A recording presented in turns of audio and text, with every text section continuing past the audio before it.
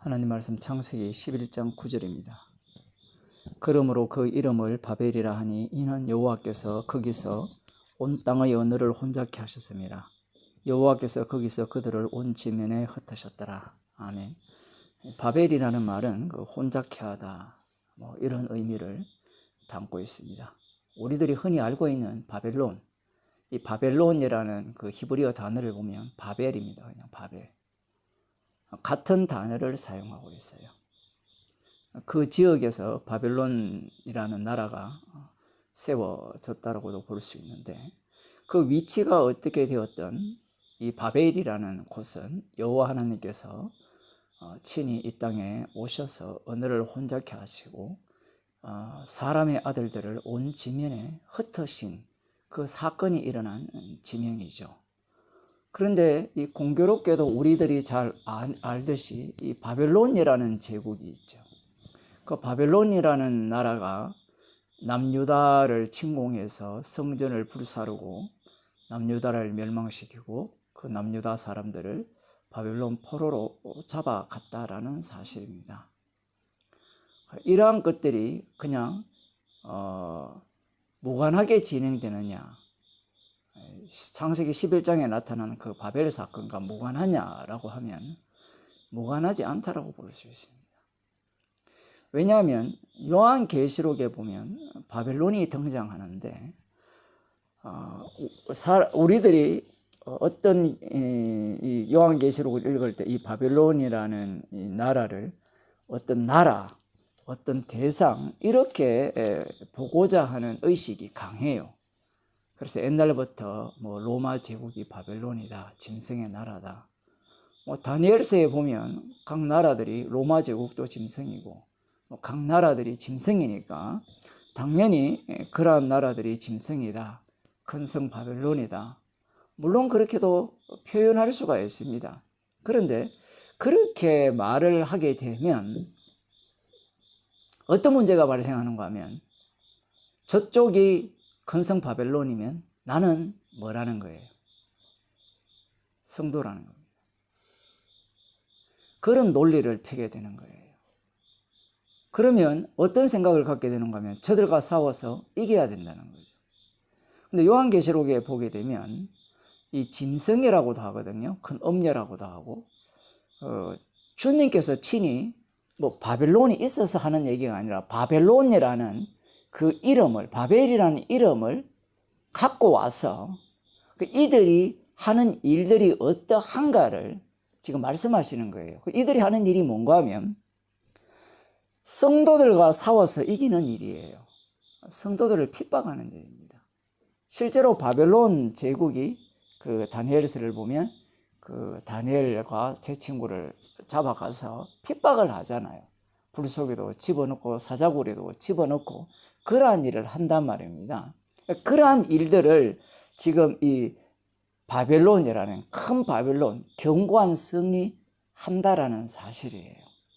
그렇게 되면 우리는 어떤 생각을 갖게 되는가 하면 이 계시록을 읽으면서 어떤 큰 나라, 큰 제국, 눈에 보이는 하나의 어떤 힘의 실체를 가진 그러한 그 권력체, 국가가 예수 믿는 자를 핍박한다, 그렇게 생각을 할 가능성이 다분합니다. 그런데 이 사도행전을 보게 되면 성령 받은 자들이 복음을 전하죠. 복음을 전할 때 전하는 곳마다 독특한 사건이 일어나요. 힘을 하나로 뭉치는 무리들이 나와요. 물론 복음을 듣는 자들도 나오지만 복음을 듣는 자가 있기 때문에 힘을 가진 자에 의해서 핍박을 피할 수 있는 경우는 거의 없었습니다. 이게 참 특이한 내용이거든요. 성경을 볼 때. 그렇게 보게 된다면 요한계시록에서 나오는 이 바벨론이라고 이야기했을 때, 견고한 성이라고 했을 때는 어떤 그 고정된 어떤 나라라든가 권세를 논하는 것이 아니라 이 바벨론이라는 이 견고한 성은 어떨 때 그 모습을 띠느냐라고 할 때는 복음을 전할 때 그 모습을 띠게 되는 거예요. 그 얼굴을 내미는 겁니다. 출몰하는 거예요. 복음을 전하기 전까지는 얼굴을 숨기고 있어요. 이 바벨론의 모습이. 그런데 십자가 복음을 전하는 순간 어떤 일이 일어나는가 하면 큰 바벨론이 그 얼굴을 내밉니다. 내밀어서 복음 전하는 자들을 미워하고 핍박하고 회방을 하죠. 이런 일들은 여러분들이 이 십자가 복음을 전할 때 많은 경험을 했을 겁니다. 복음을 전하게 되면 그동안 그 복음을 듣는 사람들이 있죠. 평소에는 별로 안 친합니다. 그런데 복음 앞에서는 하나가 되어서 공격을 해요. 너만 맞느냐, 너만 옳으냐, 이런 식으로 대적을 하는 거예요. 예수님께서 이 땅에 오셨을 때 그 당시에 있는 유대인들이라든가 대제사장들, 서기관들, 바리새인들, 대제사장들은 돈 주고 샀다 치더라도 서기관과 이 바리새인들, 이들은 말씀대로 사는 자들이거든요. 그들이 이 큰 성 바벨론, 그 엄녀의 행실을 할 것이라고는 어느 누구도 예상을 못했어요. 왜냐하면 말씀대로 사는 자들이거든요.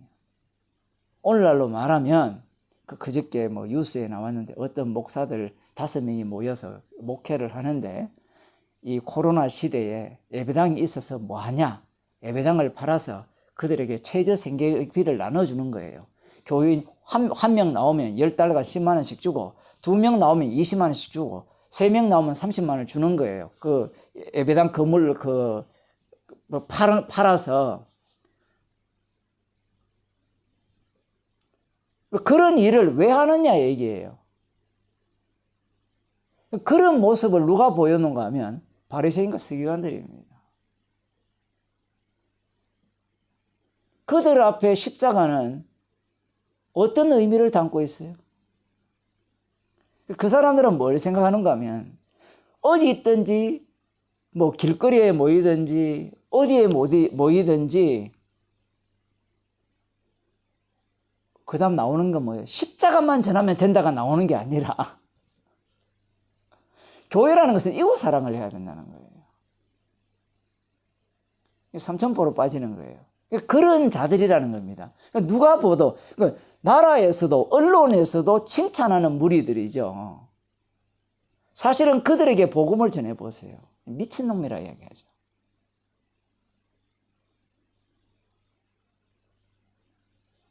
아니, 국가의 안녕이 우선이고 이웃의 생명이 우선이지 십자가 피가 뭐 우선이에요?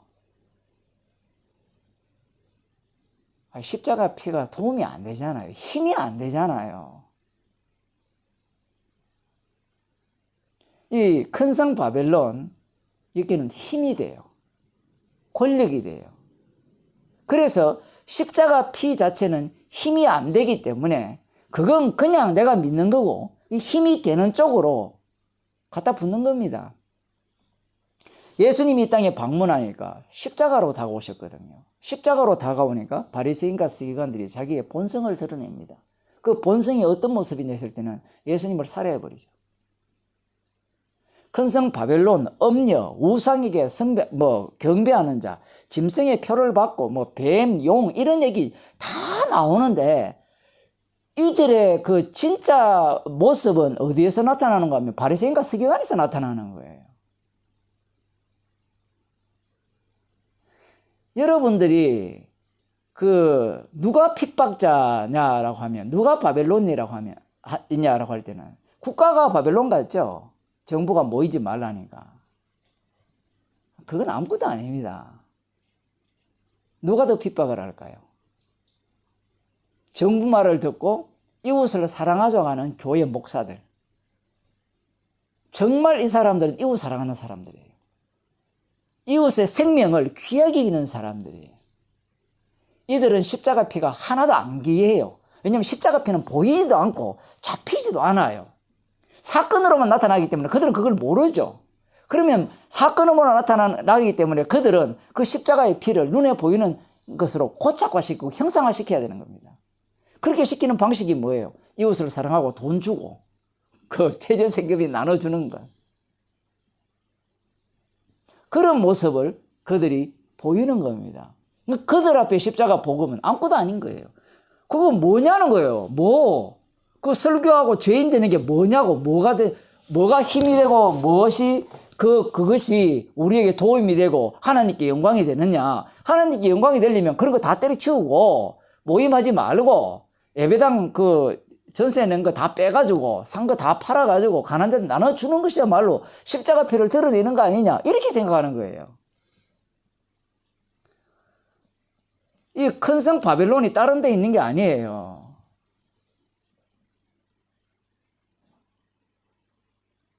물론 그 뒤쪽에 있는 국가나 그런 것들은 그냥 기본이에요, 기본.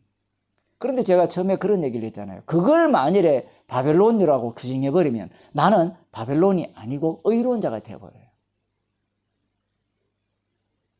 그런데 성경을 읽어보면 사도행전이나 예수님이 오신 곳이나 그리고 처음부터 한번 보세요. 창세기부터 읽어보면 이것이 바벨론이 어떻게 드러나느냐. 이 십자가의 원수들이 어떤 식으로 나타나느냐 했을 때는 가만히 있는데 나타나는 게 아니에요. 하나님이 방문할 때 그들의 모습을 이렇게 숨겨져 있던 모습을 들이미는 겁니다. 들내미는 거예요. 예수님이 땅끝까지 이르러 내 정인이 되리라 했잖아요. 이것은 어제도 말씀드린 바와 같이 우리가 원해서 정인되는 게 아닙니다. 주께서 그 환경으로 내몰고 그 여건 속으로 몰아가는 거예요. 물론 그리스도 안에 있는 자는 몰려가든 내가 가든 어떻게 가든 피동능동 이건 아무 상관없습니다. 이미 그리스도 안에 있기 때문에 모든 것은 그리스도 안에서 움직이기 때문에 주께서 그렇게 모든 일들을 밀어붙이는 속에 성도가 놓여 있죠. 그래서 사도행전을 보게 되면 복음을 전하잖아요. 주님에 의해서. 주님이 친히 복음을 전할 때 어떠한 상황들을 주께서 계속해서 유발시키는가 하면 십자가 사건을 유발시키는 거예요. 그래서 이 대적자들이 있죠. 바벨론이 최종적으로 이 불심판 받거든요. 멸망하였도다 완료형으로 나오거든요. 이게 재밌는 게 예수님이 십자가로 승리했거든요.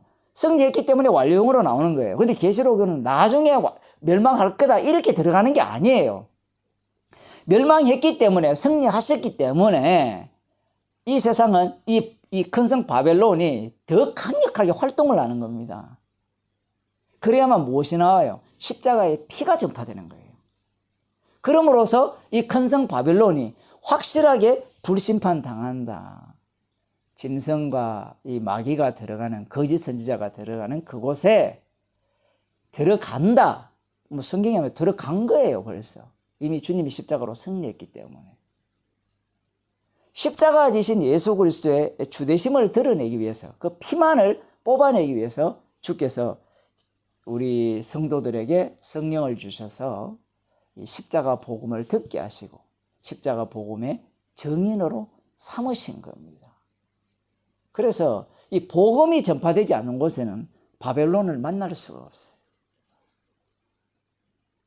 입 다물고 가만히 있어 보세요. 절대로 이 바벨론이 안 나와요. 주님이 억지로 한번 입을 열게 해보세요. 이 짐승이 그 모습을 드러냅니다. 실체를 드러내요. 기도하겠습니다. 하나님 아버지, 주님께서 혼잡하게 하신 곳, 그 바벨론을 소환하여서 하나님의 아들을 십자가에 못 박아 죽인 자들, 그 음녀, 그 짐승을 주께서 들추어내셔서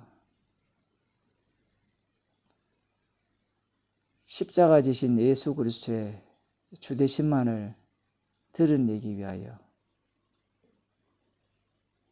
성령을 받은 자들을 통하여서 복음을 전케 하시고 복음이 전파되는 곳마다